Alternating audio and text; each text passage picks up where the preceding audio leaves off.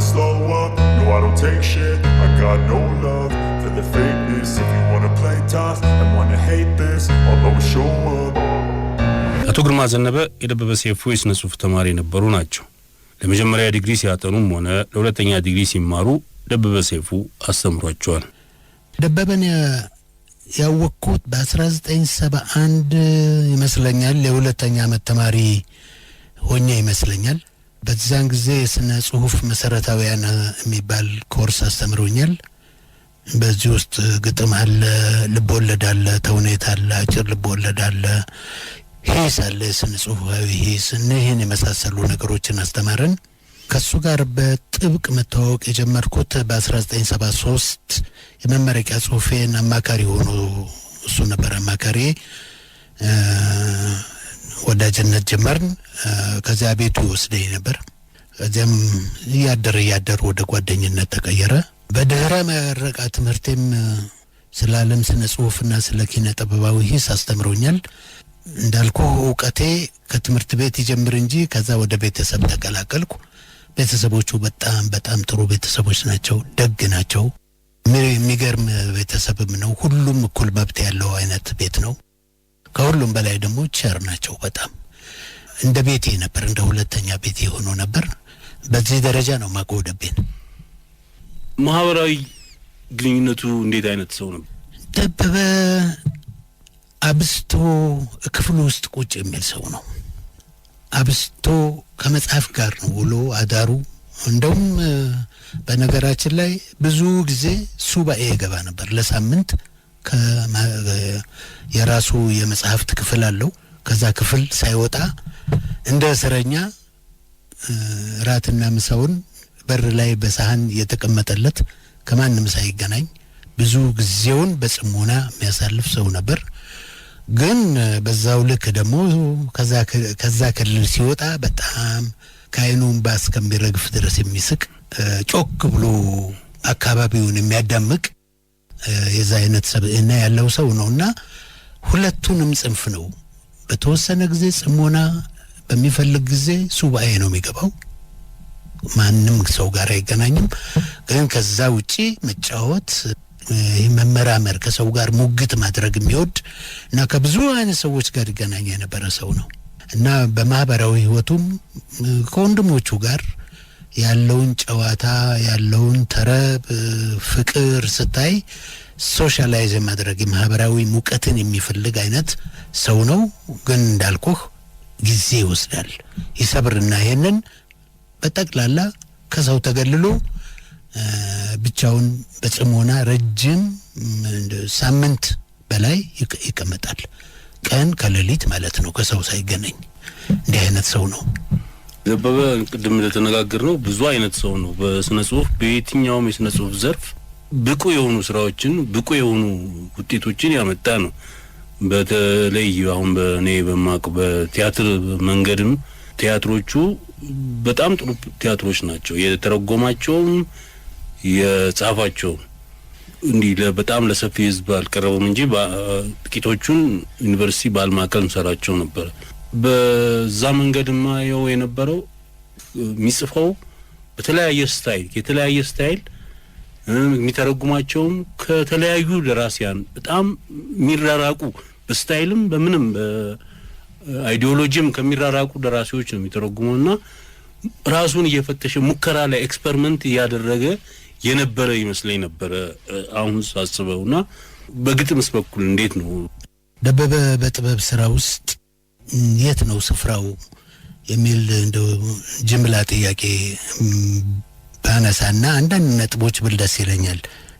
ቅድም ጠቀስ አድርገዋል። ገጣሚ ነው፣ ጸሐፊ ተውኔት ነው፣ የስነ ጽሁፍ የጥበብ ስራዎች ሀያሲ ነው፣ መምህር ነው፣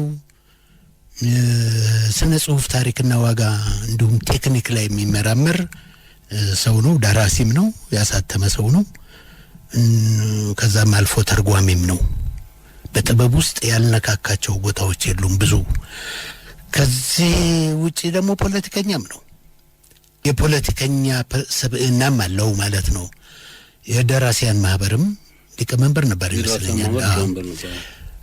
የስነ ጽሁፍ ስራዎች አሳታሚ ድርጅቶች እነዚህ ፐብሊሸርስ የሚባሉት ውስጥም ሪደር ሆኖ ኢንተርናል ሪደር ሆኖ ማለት የሚታተሙ መጽሐፍቶችን አሳታሚ ድርጅቶች በታወቁ የስነ ጽሁፍ ባለሙያዎች ያስገመግማሉና ስለዚህ በዛን ዘመን በሱ ዘመን ታትመው የወጡ የነበሩት የተላላቅ ደራሲዎችን ጭምር ስራዎች በማቃናት አስተያየት በመስጠት በዚህም ረገድ ተሳትፎ የነበረው ሰው ነው። እንደገና ልጨምርልህ የኢትዮጵያ ሬዲዮ የኪነ ጥበብ አማካሪ ሆኖ ይሰራ ነበር።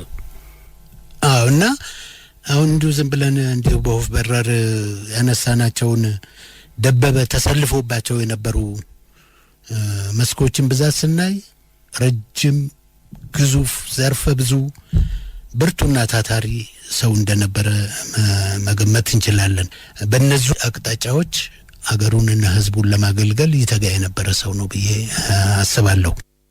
ወደ ጠየቀኝ ጥያቄ ልመልስና ደበበ ገጣሚውና የደበበ ማህበራዊና ርዕዮተ ዓለም መሰረቶቹ ምንድናቸው የሚለውን ለማንሳት ደቤ መቼ እንደጀመረ ወይም በየትኛው ግጥም መግጠም እንደጀመረ በውል አላውቅም። የሚቆጨኝ ነገር ነው በአብረን በነበርንበት ጊዜ ባለመጠየቄ። ይሁንና ከመድብሎቹ ላይ ማስታወሻዎች ጣል ስለሚያደርግ ያንን መነሻ በማድረግ በ1960ዎቹ ጀምሮ ግጥም ይገጥም እንደነበር መገመት ይቻላል። ለምሳሌ ሙዚቃ የምች መድኃኒት የሚለውን 1960 ነው የተጻፈው። እና በመቶዎች የሚቆጠሩ ግጥሞችን ጽፏል። ለግጥሞቹ መሰረቶቹ ወይም ዳራዎቹ ምንድናቸው ያልከኝ እንደው በጣም ኦብቪየስ ነው። የልጅነት ሀገሩና ትዝታዎቹ አንዱ አምድ ይሆናል፣ አንዱ ዘርፍ ይሆናል። ያለፈባቸው የአገሩ ማህበራዊ፣ ኢኮኖሚያዊ፣ ባህላዊና ፖለቲካዊ አውዶችም አሉ። ለአቅመ ትምህርት የደረሰባቸው የ50ዎቹ ዓመታት ኢትዮጵያን ስታስብ የኢትዮጵያ ፖለቲካ ሙቀት የጀመረባቸው ዓመታት ናቸው ማለት ይቻላል። ያው ዛሬም ተጎትተው አሁን ድረስ የምንዳክርባቸው ነገሮች ያኔ እሱ በልጅነት እድሜው ለትምህርት ቤት ሲበቃ አብረው የጀመሩ ናቸውና በአካልም በአእምሮም ሲጎለምስ እሱ በ60ዎቹ አካባቢ ፖለቲካዊና ማህበራዊ ቀውሱም እንደዚሁ እየጎለበተ የመጣበት ጊዜ ነው። ስለሆነም የግጥሞቹ ግብአቶች ከዚህ ውስጥም የሚቀዱ ናቸው የሚል አስባለሁ። የግጥሞቹ አብይ ጉዳዮች በአብዛኛው በእነዚሁ ዘመኑ የወለዳቸው ቀውሶች ናቸው። በተለይ ከ1966 አብዮት ማባቻ ወዲህ የገጠማቸው ማለት ነው። ፖለቲካዊ፣ ማህበራዊ ምን ስንል የዕለት ተዕለት ሰዎች ህይወት ጉዳይ ተዘንግቷል ማለት አይደለም። ፖለቲካዊ እና ማህበራዊ የሆኑ ትልቅ አጀንዳዎች ላይ ቢያተኩርም ውስጡን ግን ስጋና ደም የሚያለብሱት የሱን ስራዎች በአብዛኛው የዕለት ተዕለት የህይወት መልኮችንም ሲቀርጽ የኖረ ሰው ነው። ከ1960ዎቹ የተማሪዎች እንቅስቃሴ መንፈስና በ1970ዎቹ በተከሰቱ የፖለቲካ ሽኩቻዎች ውስጥ ይህን ዘመን በጥቅሉ ስታየው የአብዮት ዘመን ነው። ደቤ ስለዚህ ዘመን አንድ ያወጋኝ ነገርና ሁሌ የማስታውሰው ጉዳይ አለ። ያ ዘመን በነበረው ማህበራዊ ቀውስ በርካቶች የተሰደዱበት ነው ከኢትዮጵያ። ከዛ በፊት ብዙም የመሰደድ ኢትዮጵያዊ ባህል አልነበረም እና በነበረው ወጀብ ውስጥ እሱም ያንን ድል አግኝቶ ነበር። ያጫወተኝን ነው ማጫወትህ። ግን ይህን ሊቀበል አልፈለገም ደበበ። ምን ይል ነበር? አንድ በግጥሙ ወይም በስነ ጥበብ በጥበብ ስራው የህዝቡን ህይወት ለመተርጎም የሚከጅል ሰው ከህዝቡ ውስጥ መውጣት የለበትም፣ አለበለዚያ ከባህር የወጣ አሳ ነው ይል ነበር እና ሁልጊዜ አይምሮዬን የሚኮረኩረኝ ነገር አሁን ይህንን ጨዋታ ሲያጫውተኝ ያለኝ ነገር እኔ እድለኛ ነኝ። ምክንያቱም በአብዮት ወቅት ማህበራዊ መዋቅርም የሰውም ባህላዊ መዋቅርም ይፈርሳል። በዛ ውስጥ ሪሊ የውስጠኛው ማንነቱን ታየዋለህ። ማህበራዊ ስርዓትን ትክክለኛ ውቅሩን፣ ልስኑን፣ ስንጥቁን ታየዋለህ። የሰው ባህሪ ውስጥም ቅዱስ የነበረው ሰይጣን ሲሆን ታገኘዋለህ እና እንስሳዊ የሆነ ባህሪው ወደ ላይ ይወጣል እና ይሄንን እዚሁ ህዝብ መካከል ሆኜ ለማየት መቻሌ ለኔ ትልቅ እድል ነው ይል ነበርና ይሄ ገርመኛል ሁሉ ጊዜ ደቤ በዚህ ምስቅልቅል ውስጥ ብቻ ማለፉ አይደለም ለግጥሙ መሰረት የሆነውና ራሱንም ገጣሚ ያደረገው ለምሳሌ እኔም አንተም ሌሎች ብዙ ሚሊዮኖችም በዚሁ ምስቅልቅል ውስጥ አልፈናል ግን ጠብ ያደረግነው ነገር የለም ጠብ ለማድረግ የሚታደሉ ትንሽ ናቸው ከነዛ ጥቂት ሰዎች መካከል አንዱ ደቤ ነው ማለት ይቻላል ለዚህ ዋናው መሰረቱ ኦብዘርቭ ማድረግ ልብ ብሎ የመመልከት የማጤን አቅም ነበረው ደበበ በየለቱ የሚንተከተከውን የህይወት መልክ ከዛ ውስጥ ያለውን ልዩ ልዩ የህብረተሰብ ገጽታ በጥልቅ አይን ማየት አቅም ነበረው ማየት ብቻ አይደለም እንደገና መልሶ አደራጅቶ ኢንተርፕሬት ማድረግ መተርጎም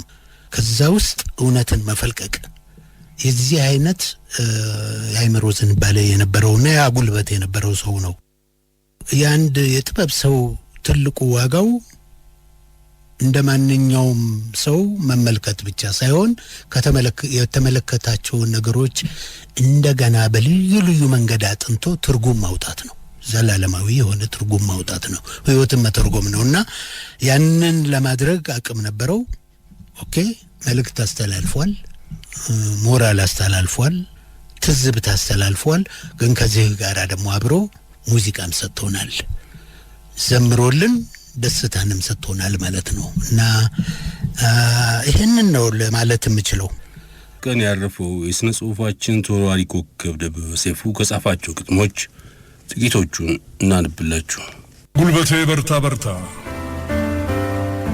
ደበበ ሰይፉ የብርሃን ፍቅር ለራስ የተጻፈ ደብዳቤ ጉልበቴ በርታ በርታ እስቲ በሉ ጉልበቴ በርታ በርታ በሉ በዛሬ ጻማችን ይታየን ስዕሉ የነጋችን ድሉ ንጻተኛ ስጋ የራቡ መንፈስ የተቆረጠ አንጀት አጎዳ ምላስ የደካከማይን የወየበ ጥርስ ይታደስ ይለምልም ያካላችን ዳሱ በዛሬው ወዛችን ነገን ለመካሱ ቢያንዘፈዝፈንም ክብደቱ የመስቀሉ ቢጠይምብንም ዛሬያችን ጸዳሉ ቢያንገዳግደንም የህላዊ ትግሉ ለእምነታችን እምነት ለተስፋችን ተስፋ ከኛ ዘንድ አይመንን ከኛ ዘንድ አይጥፋ ተራራው ኮረብታው ሰማይና ምድሩ መስኩ መልካው ወንዙ ሸለቆና ዱሩ ደኑ ጉራንጉሩ ባህሩ ቆንጥሩ ለሃዩ እንዳይገፈፍ እንዳይማስል መክኖ ወዛችን ደማችን ይታደገው ፈጥኖ በመጋዝ በወስፌ በመንሽ በዋግንቦ እጃችን ተፍታቶ ጠንክሮና ደልቦ ዋልጌነት ከድሟችን ስፍራቶ ተጣቦ ማየት እንችላለን ዛሬን ነገን ጠርቦ አንክዳ እንጂኛ ተበዳዩንኛ ተፋጥኖ ይመጣሉ ዓለምና ዱኛ 1967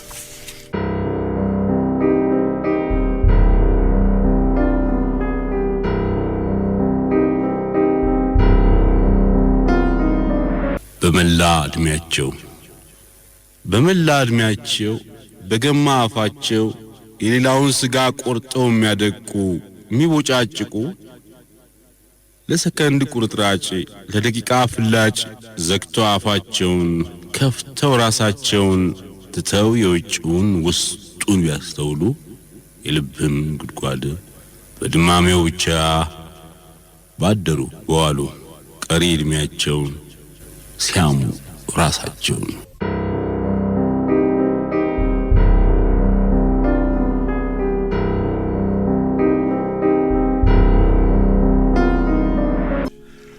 አሁን እንዳንተ ማን ሊመጣ አባቱን መስሎ ወጣ እንዳንተም ያባቱ ልጅ የለ ጥበብን አቅፎ የገደለ አወፍሮ ያሰለለ አንድም አንተን መሳይ አባቱን መሳይ የለ አባት በግዝ አጥር ንፉግ ሕይወቱን ቀጽሮ ከመላእክት ጋር ታፍሮ ከሰማዕታት ተተራጉሞ ከመናፍስት አግቦ ገጥሞ የአድባር ያህል ተፈርቶ ከአድባር ይልቅ ጎልብቶ አሸለበ አንተን አምሳያ ልጁን ተክቶ አባትህ የቋንቋው ካዝና የሚስጥሩ ስውር እንቆቅልሽ ድርድሩ የመደርጀቱ ተአምር እኩይ ግብሩ በመድረ በዳ የሚጮህ ድምጽ ሐያሲ የራእይ ቅርጽ በእሳት ልሳን ተናጋሪ የመለኮት ቃል ፈካሪ አባት ሰደድ እሳት ምላሱ አይፈታ ጥበብ ቅርሱ አይገለጥ ሚስጥሩ እርሱ ደስ ይበለው አንተን አደረሰ ምታደርሰው አንተን ወለደ ምትወልደው ከህይወት ወዲያ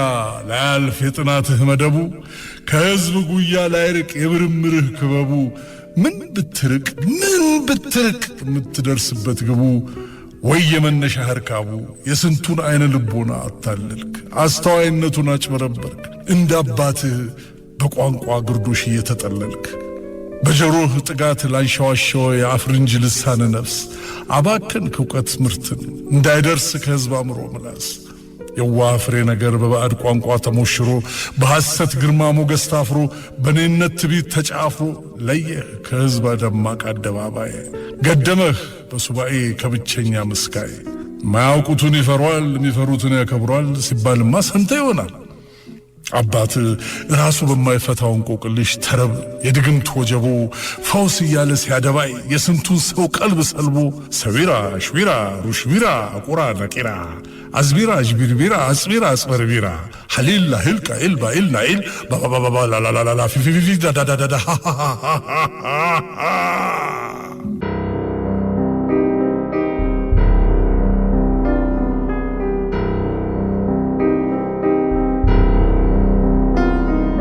አንተም የመዝለፊያ ልጅ ዛቢያ ዘመናዊ ደብተር አባያ ተጠበብኩ ስትል ጠበብክ አወቅኩ ስትል ደረቆርክ መቅረዝ ሲሉ እንቅቡም አንተው ሆንክ እና ከአባቴ የተለየሁ ነኝ እያልክ ብትለፍፍ ብትቃጅ ስራህ ይታዘብሃል መሆንህን የሱ ቅዳጅ የመንፈሱ ንድፍ ወረቀት የገዘፈበት መስታወት የደመቀበት መጽሔት አረ ካንተ ወዲያ ማን ሊመጣ አባቱን መስሎ ይወጣ እንዳንተም ያባቱ ልጅ የለ ጥበብን አቅፎ የገደለ አወፍሮ ያሰለለ አንድም አንተን መሳይ አባቱን መሳይ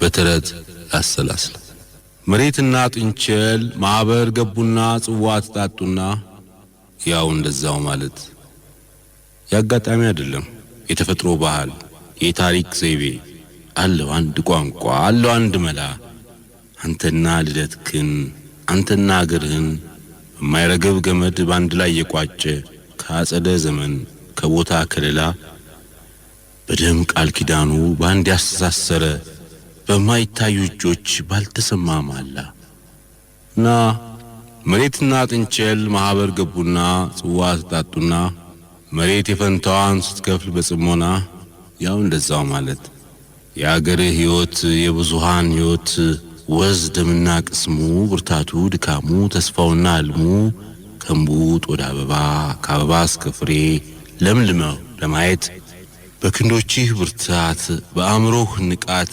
በህሊናህ ጥራት ጸንተህ ለመመልከት ዘንሟል በዘመናት ወርዷል እንደ ጀማ ፈሷል እንደ ጅረት እና መሬትና ጥንቸል ማህበር ገቡና ጽዋ ተጣጡና መሬት የፈንታዋን ስትከፍል በጽሞና እብስ አለች ጥንቸል መክፈል ጠላችና ያው እንደዛው ማለት በስንት ላንት ነውና ዘንቦ ወይ ጸህይቶ በቁር ተቆራምቶ ዋይ ገርጥቶ የበቀለ ዛሬ ትውልድም ነውና ያያት የቅድማያት የንዝላት የንጅላት የመሰረት ፍሬ በሺግሮች ተራምዶ ዛሬን የደረሰ ለሱ እሱነቱ በወቅቱ ለወቅቱ ይኖር ወይ ደካማ የትውልድ እንክርዳድ አደገኛ አዝመራ ከዚህ ከወጣቱ ማን ነው ይህ መጢቃ የጸደይ ቀን ዘመድ ወጪቱን የሚሰብር እዳውን የሚክድ ከወገኑ የማይቆም ከወገኑ የማይነድ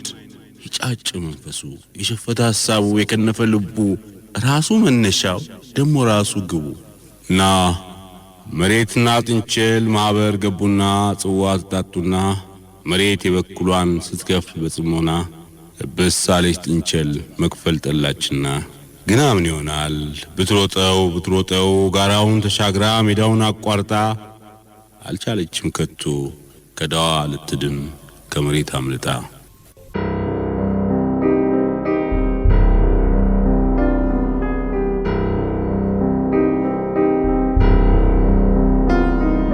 ጠብቄሽ ነበር መንፈሴን አንጽቼ ገላዬን አጥርቼ አበባ ሳብቤ አዱኛ ሰብስቤ ጠብቄሽ ነበረ በተቀሪ ጊዜ መንፈሴን አሳደብኩ ገላዬን አጎደብኩ አበባው ደረቀ አዱኛው አለቀ በተቀሪ ጊዜ ጣልኩብሽ ተስፋ እኔን ይዞ ጠፋ 1962 ደበበ ሰይፉ የብርሃን ፍቅር ለራስ የተጻፈ ደብዳቤ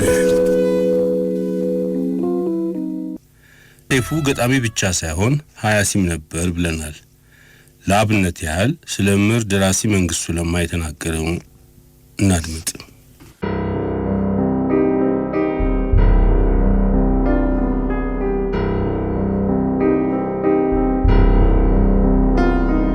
ይህ ኮሚክ ችሎታ ከዋልቅን የሚጠይቀው አንድ አብይ ነገር አለ ይኸውም ባልተደፈነፈነ ቀላል ግልጽ ቋንቋ መጻፍ መቻልን ነው የግድ ስሜትን ወጥሮ መሳቅ ተጨንቆ አልሞ ከማልቀስ ይበልጥ ይከብዳል በመሆኑም ጭፍን በመሆኑ ሳቢያ የአንባቢውን ስሜት ከሚያደብት መንገድ ባልቅኔው መራቅ አለበት የመንግስቱን ብርቱ ኮሚክ ችሎታ እንደምናደንቀውም በዚህ ምክንያት ነው ቋንቋው ግልጽ ነው ቀላል ነው ለዛለው በድምሩም ውብ ነው ስናነበው እንደማይጨንቀን ምን ማለታቸው ይሆን እያልን ግራ እንደማይገባን ሁሉ ሲጽፉትም የሚጨነቁበት አይመስልም የሚጠበቡበት የልቦና ብሩህነት በተሰማቸው ጊዜ ብቻ ነው የባለቅኔ ብዕራቸውን የሚያነሱት ይህ የልቦና ብሩህነት እስከሚሰማቸው ድረስ ግን መንፈሳቸውን የሚያስጨንቁ አይደሉም በደረቁ የሚጨምቁ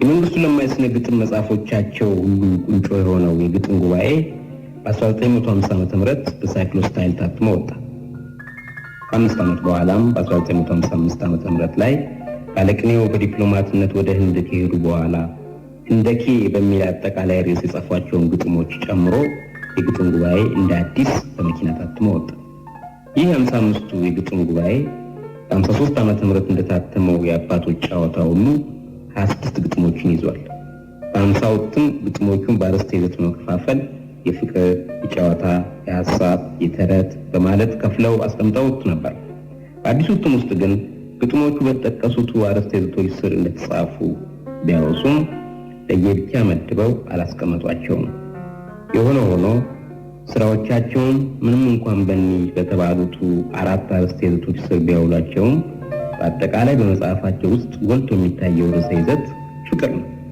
መጽሐፋቸውም ቢሆን የተበረከተው ፍቅርን ለምንም በምንም ለማይለውጡ ሁሉ ነው መንግስቱ ለማ የአማርኛ ስነ ግጥም ይዘው ከነበሩት አርዕስተ ይዘቶች ወጣ ብለው እንዲህ ለየት ባሉ አርዕስተ ይዘቶች ስራቸውን ከማዳበራቸው ሌላ በስንኝ አደራደር ወጥ መንገድ ተከትለው የምናየው በዚህ የግጥም ጉባኤ መጽሐፋቸው ውስጥ ነው ይህም የአማርኛ ስነ ግጥም ለዘመናት ቀፍዶ ይዞት የነበረውን የስንኝ አደራደር ባህል እሰይ እንደሚያሰኝ መስበር ሊቆጠር የሚገባውና ባለቅኔውንም በድፍረታቸው የሚያስመሰግናቸው ቁም ነገር ነው ማን ያውቃል እንዳለው ለቋጥኝት ቋንቋ ዛፍ ለሚቆረጥ ዛፍ እንዳይቆም ጠበቃ ማን ያውቃል የመስቀል ወፍና የአደይ አበባ ቀጠሮ እንዳላቸው መስከረም ሲጠባ ማን ያውቃል ሕይወት ከተሰኘው ግጥማቸው ተወሰደ ማን ያውቃል የወዴቱ ሐረግ መነሻ ንዑስ ሐረግ ነው ይህ ንዑስ ሐረግ ለብቻው አንድ መስመር መያዙ ያለ ምክንያት አይደለም ባለቅኔው የሀሳባቸውን ቡጥ ያተኮሩበት ሌሎቹ መስመሮች ቆም ብለው የሚያወጠነጥኑበት የሚተክሉበት በመሆኑ ነው ስለሆነም በመጀመሪያው ስንኝ የምናገኘው ማን ያውቃል የሚለው ሐረግና ይህ ለብቻው የቆመው በይዘት ባይሆን በቁብ ሲግኒፊካንስ ይለያያሉ በኖር ጊዜም ቢሆን ሁለቱም የሚነበቡበት ፍጥነትና ስልት አንድ አይደለም ስለሆነም መንግስቱ በዚህ የስንኞች ወይም የመስመሮች አደራደር ላይ ባመጡት ለውጥ ሰበብ የአማርኛ ስነ ግጥም አነባበብም በመጠኑ ቢሆን እንደቀየሩት መገንዘብ ይቻላል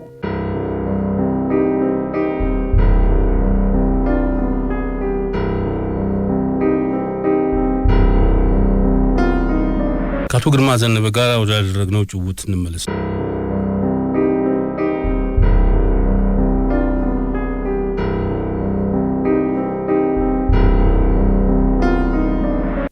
የገጣሚነቱ ወይም ሌላውም የስነ ጥበብ ስራዎቹ መሰረት ከሆኑት ሌላውን ዘርፍ ደግሞ ስታየው ሰፊ ንባቡ ነው እንደበ ስለ ዓለም ክላሲካል ስነ ጽሁፍና የፍልስፍና ስራዎችን፣ የዓለም ታሪክን ለምሳሌ እንደ ሁለተኛው ዓለም ጦርነት፣ የፍልስጤም የህዝብ ትግል ጉዞ፣ የፈረንሳይ አብዮት እንዲህ ያልክ በዓለም ደረጃ ያሉ ታሪኮችን የሰው ልጆች ያለፉባቸውን ታላላቅ የታሪክ እርምጃዎችን በደንብ ያነበበ ሰው ነው። የየዘመኑን ታላላቅ የስነ ጽሁፍ ሰዎች ህይወትና ስራዎቻቸውን ህይወታቸውንም ጭምር ግጥማቸውን፣ ልቦለዶቻቸውን፣ ተውኔቶቻቸውን አይቷል። ኪነ ጥበባዊ ፍልስፍናዎች ከፑሽኪን እስከ ሼክስፒር፣ ከወርድስወርዝ የብሮንቴ ህትማማቶችን ይዘህ እስከ ደቡብ አፍሪካ እና ፒተር አብርሃምስ ድረስ፣ ከጃፓን እስከ ላቲን አሜሪካ እንዲሁም ከዋናው ከሰሜን አሜሪካ እንደነ ኤሚሊ ዲክንሰንን የመሳሰሉ ሰዎችን የብዙ አሁን ዘርዝሬ ሊጨርስልህ የማልችለው ሰፊ የንባብ መሰረት ነበረው። ከዛ ወደ ሀገር ውስጥ ስትመለስም የኢትዮጵያ ታሪክ በደንብ ያየ በደንብ ያነበበ፣ ከልጅነቱ ጋር አብሮ የመጣ ደግሞ የትውፊቶችን በቃል የሚተላለፉ ትውፊቶችን፣ ስነ ቃሎችን፣ ተረቶችን የኖረባቸውም ያጠናቸውም የመረመራቸውም ጉዳዮች ናቸው። ከዚህ ደግሞ አልፎ ሌላ አንድ ትልቅ ግን የግዕዝ ስነ ጽሁፍ ታሪክን ይመረምር ነበረ። እነ ድርሳናት መልኮችን፣ ገድላገድሎችን እንን የመሳሰሉ የጽሁፍ ትውፊቶቻችንንም ይመረምር ነበርና ከነዚህ ሁሉ የሚቀዳ ነው። ሌላው የማህበራዊ ለውጥ ምሁራንና ፈላስፋዎች እንደ ካርል ማርክስ፣ እንደ ሌኒን፣ እንደ ፍራንስ ፋኖን እንደዚህ ያሉትን ሰዎችም ደግሞ ስራዎችና ፍልስፍናው የታሪክ አረዳዳቸውን ለመረዳት ብዙ ጥረት ያደረገ ሰው ነውና የጭቁን ህዝብ ትግሎችን እንደ ለምሳሌ የጥቁር ሰው ህዝቦች ትግል፣ የቬትናም የጦርነት ትግል እንደዚህ ያልክ ልትቀጥል ትችላለህና በጣም በሚገርም ደረጃ ሰፊ የንባብ መሰረት ያለው ሰው ነው። በጥቅሉ ግን ፍረድ ካልከኝ ይበልጥ ልቡን ይገዛው የነበረው ክላሲክ ስራዎች ናቸው። እነ ሶቅራቴስ፣ እነ ፕሌቶ እንዲህ ጥንት የሆኑ ከጸሐፊዎቹም እንደነ ዳንቴ አይነት እንደነ ሼክስፒር አይነት ክላሲክ የሆኑ ሰዎች የበለጠ ቀልቡን ይገዙት እንደነበር አስታውሳለሁ። አይ ቲንክ አሁን እንዳልኩ የደበበ የገጣሚነት ሰብዕናው የተገነባው ተልዩ ልዩ ዘርፎች ነው እና እነዚህ እንዲሁ አሁን ድንገት የመጡልኝን ነገር ነው ያነሳውልህ። መቼም ግጥምን ለነገሩ ማንኛውንም አይነት የጥበብ ስራ ስትረዳ አረዳድህ ወይም የምታጣጥምበት ሁኔታ በፈረንጅኛ አፕሪሲዬሽን የሚሉት በራስህ በአንባቢው በራሱ የህይወት ተሞክሮ ላይ ነው የሚነሳው። ስለዚህ እኔ ደበበን ስረዳው በራሴ ቅኝት ነው እና ሌሎች ደግሞ በሌላ መንገድ ሊረዱት ይችላሉ። አይ ቲንክ ይሄ ጤናማም ነው። እኔም የደበበን ግጥሞች በቅርጽ የሚሆን በይዘት በብዙ መቶ አንጻሮች ላጤናቸው እችላለሁ ብዬ አስባለሁ፣ እርጋታውና ጊዜው ቢኖር ኖሮ ማለት ነው። ሆኖም አንዳንድ ነጥቦችን ላንሳልህ። ስለዚህ እንዲመች ስለ ቅርጽ እናውራ መጀመሪያ። እሺ፣ የአሰነኛኘት መንገዶቹ እንዴት ናቸው? የደቤ ግጥሞች አሁንም ቅድም አንተ መግቢያችን ላይ አንስተሃል፣ ልዩ ልዩ ቅርጾች አላቸው። አገር በቀል ከሆኑት የወል ግጥሞች ቦሄ በሉን፣ ሰንጎ መገንን፣ ህገወጥ ተብለው የሚታወቁት እነዚህም ሁሉ የሚነካካ ነው። ከሁሉም ቅርጾች ያጣቀሰ ነው የሱ ስራዎች። እንደ ጸጋዬ ገብረ መድኅን ዝርግና ነጻ አሰነኛኘት ያሉት አሉ። በስነ ቃል ትውፊቶቻችን ከሚገኙ እንደ ሙሾ፣ ፉከራ፣ የልጆች ጨዋታ እንደዚህ ከዛም የተቃረሙ አሉበት። እንደነ ሰለሞን ደሬሳ ገጣጥም ውስጥ እንደምታየው አይነት ያሰነኛኘት መንገዶች አሉ። ደበበ ለግጥሞቹ የግድ መሰረታዊ የሆነ ነገር ስለ ሀረግ እኩልነት ብዙ ደንታ የለውም። የሱ ትኩረቱ ለስንኝ ምጣኔያቸው ነው። ለአንዷ ስንኝ ሐረግ እንግዲህ የስንኞች ድምር ይመስለኛል።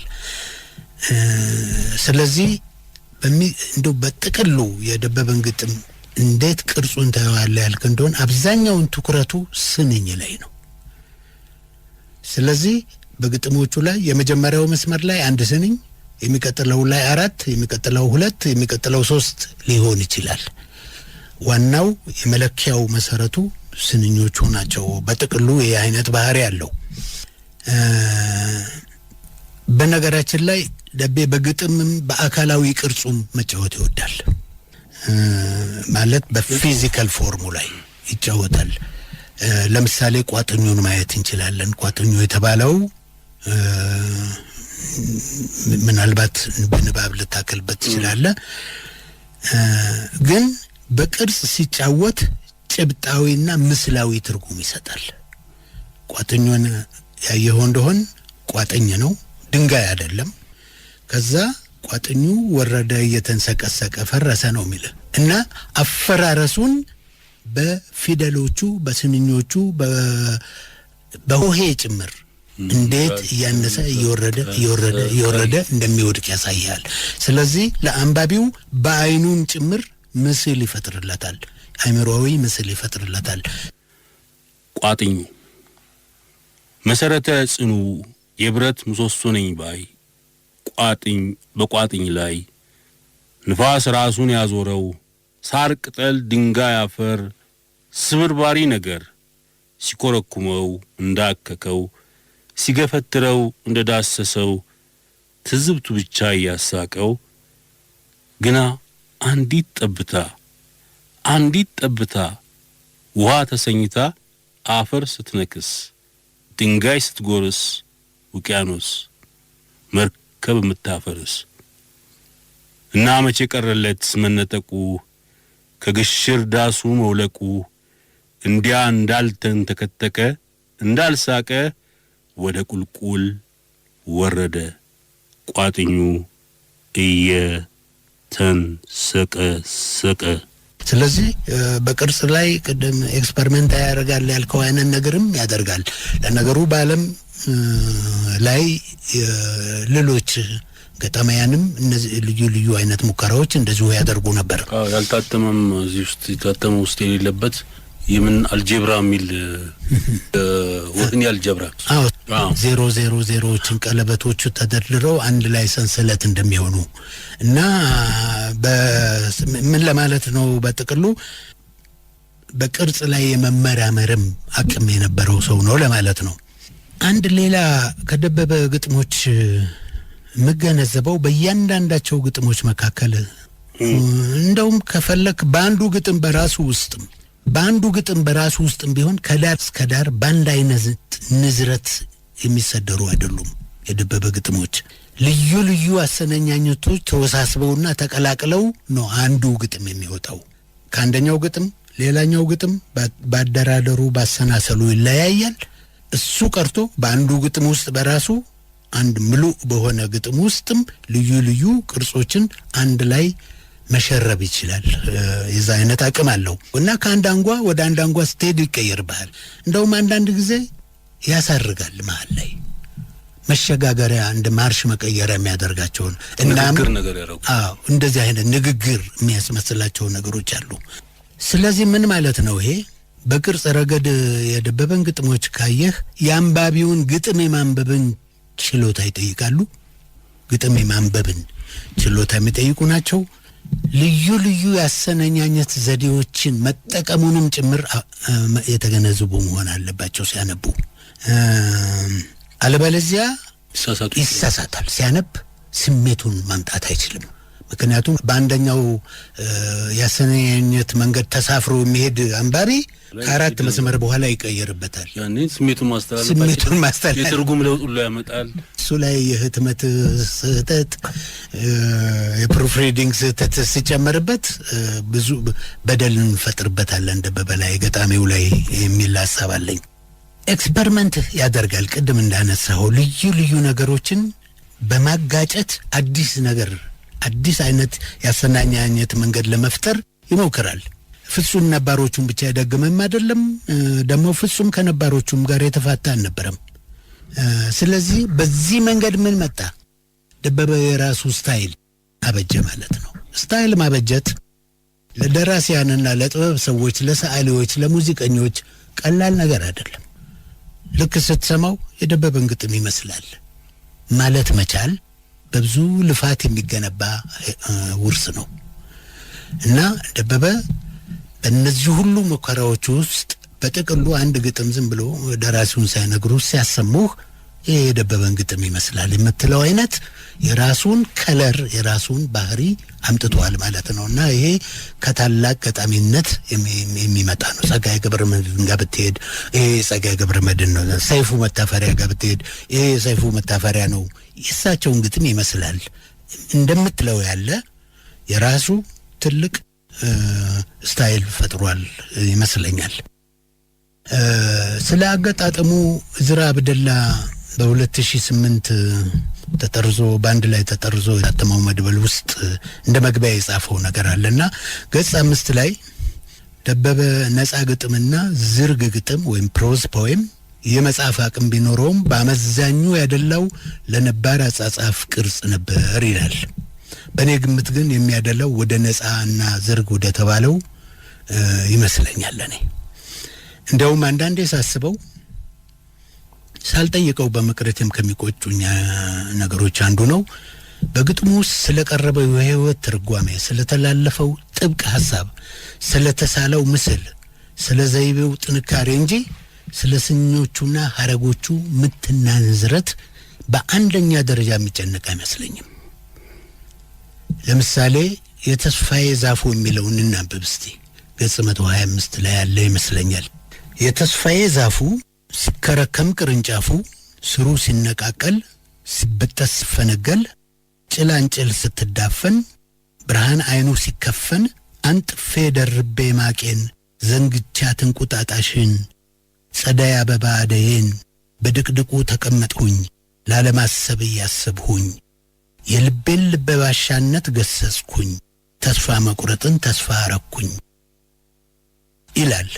ይህን አካሄድ ስታየው አቻምና ቅዳሜ በከረምት ወራት የጣሊያን ተወላጅ ሁሉ የሚሉት ልዩ ልዩ ስንጨዋወት እያለ እንደዚህ በዜማ በአንድ ንዝረት ልክ በአንድ ሜትር ልክ የሚሄድ አይደለም። እንደውም ቁርጥ ያለ አረፍተ ነገር ነው የሚመስለው። ስለዚህ አብዛኞቹ ግጥሞች ጊዜ ቢኖርና ሁሉንም ብታነባቸው አብዛኞቹ ግጥሞች የሚያደሉት እንደውም ንግግራዊ ቀለም ዝርው ቀለም አካሄድ ነው ያላቸውና እንግዲህ እኔ ትንሽ የተለየ ይመስለኛል። አይ ቲንክ ስለ ግጥሞቹ ቅርጾች ይሄን ያክል ካልን የሚበቃ ይመስለኛል።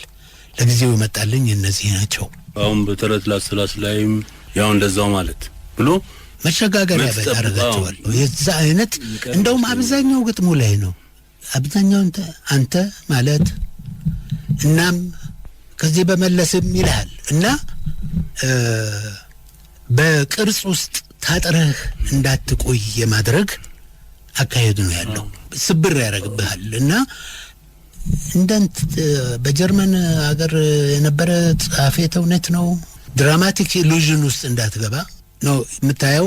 ድራማ ነው እኮ አፍተር ኦል የሚል አይነት ብሬሽት ነው አይደለም። የሱ አይነት የጥበብ ፍልስፍና ያለው ይመስለኛል አንዳንዴ። በአድማጮቻችን ስም በጣም እናመሰግናለን። እጅግ አመሰግናለሁ። መወደውን ጓደኛዬን እንዳስብ ድሉን ስለሰጣችሁኝ በጣም አመሰግናለሁ። ደቤን በጌታ ቀኝ ያኖርልን። አሜን አሜን። I don't ever slow up, no I don't take shit. I got no love for the fakeness. If you wanna play tough and wanna hate this, I'll always show up.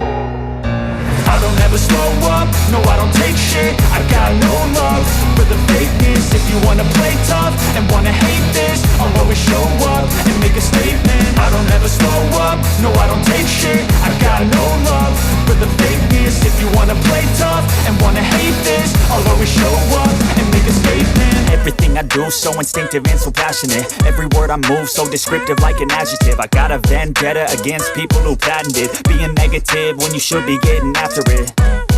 I got facts over tracks, this and that. Spitting slow, spitting fast. I could roast, I could gas. Think I'm okay at last, but I don't know if that can erase all the past. And the pettiness, a reflection of the emptiness. Hilarious time you're delirious, mysterious, because you hide behind a fake exterior. Inferior, you know I'll always be a bit superior. Get off of me, this ain't no humble brag. I want you to hear words, you can say them back. I want you to feel free from the chains at last, and to believe in what you got, it was built to last, yeah.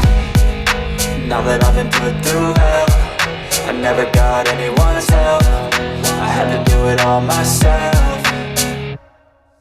I don't ever slow up, no I don't take shit. I got no love for the fakeness. If you wanna play tough and wanna hate this, I'll always show up and make a statement. I don't ever slow up, no I don't take shit. I got no love for the fakeness. If you wanna play tough and wanna hate this, I'll always show up and make a statement. Gonna learn the consequence of being incompetent. Mental health is confidence, dreams and some honestness. I'm not here to save the day, that's for you to take away. I could play a million mind games, but instead I say something not illogical, something that is topical. Rub it on and watch it go, make yourself unstoppable. Dreams are irresponsible, but they're always possible. If you just believe, you could be so remarkable. Thoughts in my head, a collage and they spread. I'll be great one day, going off of my meds. No, I'm not giving up, no, I'm not giving in. I will make it to the top, taking off in the wind. I gotta make it, I'm saving every day to taste it. I'm patient, but my mind, it can hardly take it. I'm chasing a dream that I've had for several ages. A vacant, modern kingdom for the taking.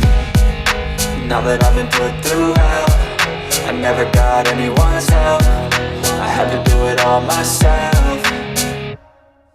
I don't ever slow up, no I don't take shit. I got no love for the fakeness. If you wanna play tough and wanna hate this, I'll always show up and make a statement. I don't ever slow up, no I don't take shit. I got no love for the fakeness. If you wanna play tough and wanna hate this, I'll always show up and make a statement. I don't ever slow up, no I don't take shit. I got no love for the fakeness. If you wanna play tough and wanna hate this, I'll always show up.